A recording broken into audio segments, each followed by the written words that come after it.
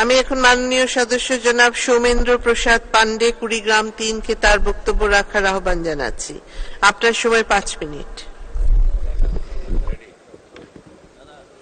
মাননীয় স্পিকার, আপনাকে ধন্যবাদ।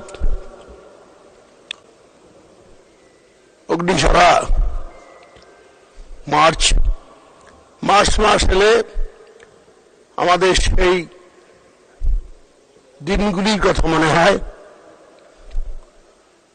আমাদের গা শিহরিত হয়ে ওঠে। আমরা সেই দিনগুলির কথা মনে হলে আমাদের এখনো গা আমাদের ঝিঝি করে। আমাকে এবার জননেত্রী শেখ হাসিনা আমাকে প্রথম এই সংসদে